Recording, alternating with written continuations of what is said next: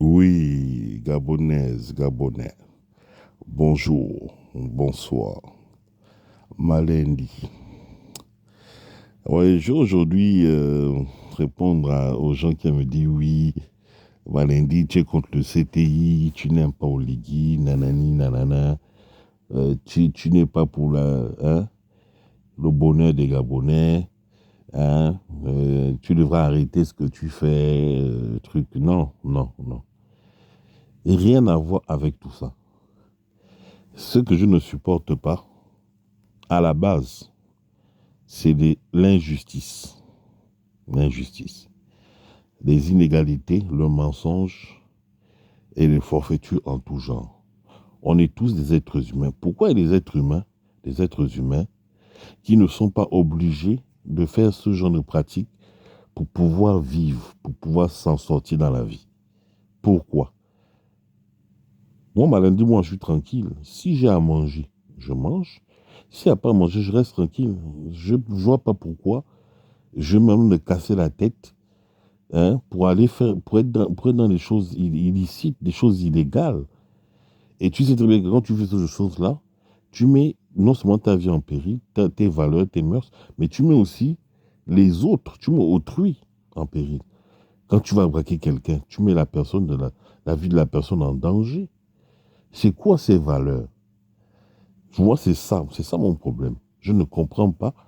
D'un côté, je comprends, mais d'un autre côté, je me pose des questions. Comment ça se fait que depuis le Gabon est soi-disant Gabon, c'est toujours les mêmes qui sont au pouvoir, avec leurs mêmes pratiques. Et nous, le peuple, on est là, on regarde, on subit, on accepte de subir ça. Qu'est-ce qui se passe? Pourquoi dans les autres pays, les gens sont... tu sens qu'il y a une identité. Tu sens qu'il y a une culture, tu sens qu'il y a des valeurs. Même si le pays est pauvre, les gens restent dignes. Mais chez nous, plus on dit que potentiellement ce pays a des ressources, ou ce pays est riche, plus les gens sont indignes, les gens n'ont pas de moralité, les gens n'ont pas de valeur, on n'a pas d'identité. C'est quoi être Gabonais? Quelqu'un peut me dire. Quand on parle du Sénégal, les Sénégalais aiment le tchèp, mais le tchèp là, attention, c'est un plat qui a une symbolique. Vous comprenez? Le poisson, eux, c'est d'abord des pêcheurs. Vous comprenez? C'est la première chose que Dieu a donnée là-bas. Donc, ils mettent ça en avant. Ça fait partie de la culture d'un pays. Mais nous, on a quoi? À part être des gueulards, des lâches, des poltrons, hein? Des suceurs de queue. Hein? On excelle dans l'hypocrisie, dans la méchanceté. On est vicelard. Tout ça pour rien, en fait. Des fausses valeurs. Comment on peut bâtir, hein, un monument avec des mauvais piliers? Regardez votre liguie là. Ce type-là ne vaut que dalle. Moi, je le redis. Tu peux pas être... Rien que tous les grades qu'il a là. Il a eu ça où? Comment? Si c'est pas on lui a donné. C'est peut-être un soldat du rang, mais un militaire qui a passé sa vie à faire la sécurité d'un pygmée qu'on appelle Omar Bongo. Comment il peut être général? C'est peut-être même un garde du corps. Et même pour être garde du corps, il faut avoir une formation. Mais c'est normal, c'est-à-dire que n'importe qui peut occuper une fonction ou un poste, juste parce qu'on l'a nommé.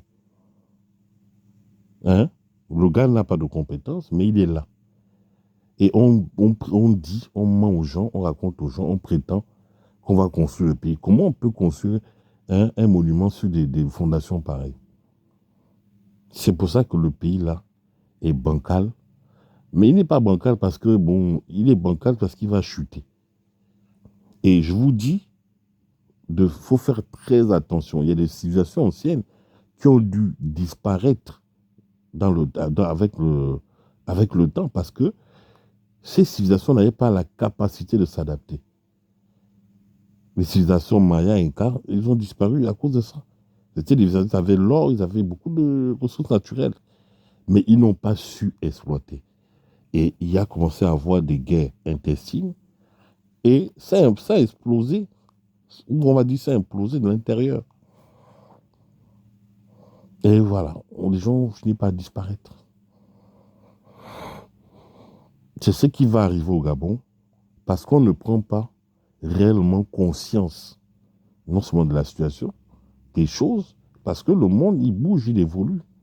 Et nous, on n'arrive pas à suivre. Comment vous dites que quelqu'un vient vous libérer et le mec n'a aucune gêne à aller faire le larbin chez Macron, qui est lui-même sur une chaise éjectable. Tu vas faire les beaux yeux au réseau qui t'embrigade juste parce que tu vas être là au pouvoir. Jus de tous les privilèges qui sont autour du pouvoir, contenter tes 1000 femmes. Regardez-moi des valeurs comme ça. Et les gens acceptent ça.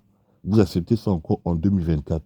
Est-ce que ce que Omar Bongo a fait, je parle d'Omar Bongo, l'esclavage a fait, est-ce que vous ne trouvez pas suffisamment que ça nous a desservi? Quand tu t'assois et puis tu réfléchis. C'est plus l'esclavage, c'est l'indépendance de façade. Depuis que les Bongos sont au pouvoir, vous n'avez pas assez souffert. Regardez la maison qu'il a construite au Charbonnet. Ça a servi à quoi? Vous savez, pourquoi Dieu Dieu tourne le dos à un peuple? C'est parce que le peuple décide non seulement de vivre dans des mauvaises valeurs, décide de ne pas le suivre, de ne pas l'écouter, mais c'est surtout que ce peuple-là ne fait pas d'effort d'utiliser les capacités que lui-même Dieu nous a données. Réfléchir. On est paresseux. Le Gabonais est paresseux. Le Gabonais aime la facilité. Le Gabonais préfère aller donner son cul que de se battre dans la vie. C'est pour ça que quand les étrangers arrivent chez nous, eux, ils réussissent. Parce qu'ils ont des vraies valeurs. Et ça vous fait mal. Les Gabonais se mettent dans les affaires. Ils investissent, ils font des choses. Alors, je parle des Gabonais, des étrangers. Notamment ceux qui viennent de l'Ouest. Eux, ils connaissent la dure, la souffrance. Et ils ont fait le choix de rester sur leurs valeurs, les valeurs que Dieu leur a inculquées, et puis se développer comme ça, avancer comme ça. Nous, c'est les raccourcis. Quelqu'un vient faire le beau, il faut absolument qu'on te nomme. Et une fois que tu es ministre, voilà, tu te prends maintenant pour un chérubin. Voilà. Comment un gars comme Moïse, Oligui, on peut le comparer à Moïse. Il y a même certains qui sont venus dire que c'est le Messie, l'assimiler au Messie. Mais c'est de la pure folie de faire ça. Parce que tout part d'abord de la parole. La parole, c'est l'expression de ton esprit, de ce que tu penses dans ta tête. Mais quand tu commences à parler comme ça, mais tu crois qu'il va t'arriver quoi dans la vie? À part les malédictions. On nous a beaucoup vendu à l'époque, le Gabon ceci, le Gabon cela. Et nous, on s'est assis dessus, en fermant les yeux, en bouchant les oreilles. Quand tu voyageais à l'époque, tu allais, oh, je suis Gabonais. Juste ton pays, parce qu'on dit que ton pays est statistiquement riche. Voilà, toi, on se suffisait de ça. Comme tu ne vas pas créer, tu ne produis rien. Juste parce que moi, je suis tel. Bon, le Gabonais est riche en du pétrole, le bois, voilà. On se suffisait de ça. Mais est-ce que tu as réellement bénéficié de ça? Non. Est-ce que tu es allé travailler la terre pour exploiter le pétrole? Non. C'est les gens de l'extérieur qui exploitent. Et donc, qui récupèrent. Et toi, tu es ce moment-là, témoin de l'histoire. Moi, on m'a dit, je refuse ça. C'est pour ça que je suis dans la dénonciation. Et c'est pour ça que vrai, les gens ne m'aiment pas non plus. Parce que quand tu mets hein, un peu de lumière dans un endroit ou dans les milieux où les gens préfèrent rester dans les ténèbres, mais forcément, on va chercher à t'éliminer. Si tu mets une bougie hein, dans les temples où les gens font les trucs occultes et compagnie, là, ils sont dans le noir et tout, mais ils vont chercher à souffler sous la bougie. Mais moi, je ne fais que vous dire que la bougie, là, la flamme, là, c'est Dieu. Vous comprenez, non? C'est ça que je ne vous crains pas, je n'ai pas peur de vous. C'est ça que je veux continuer à dire les choses. Je vais continuer à dire les choses. Combien de fois j'ai dit à ce Toligui, grand frère, s'il te reste encore un once ou une once d'humanité en toi, remets le pouvoir à ton grand frère Ondosa. C'est lui qui a gagné les élections. Tout le monde le sait. Tout le monde ne veut pas te le dire. Ne veut pas l'assumer parce que dans son intérêt ou parce que les gens sont bêtes, ou les gens sont malhonnêtes. Mais toi, tu comprends ce que je dis. Parce que quand Omar Bongo te donne les ordres et tu faisais le cabot, le chien, si tu balances un os, il sait qu'il doit aller récupérer l'os là, machin. Donc tu comprends quand même ce qu'on te dit. Donc moi, je te dis encore, en tant que compatriote gabonais, apparemment on aime tout ce pays.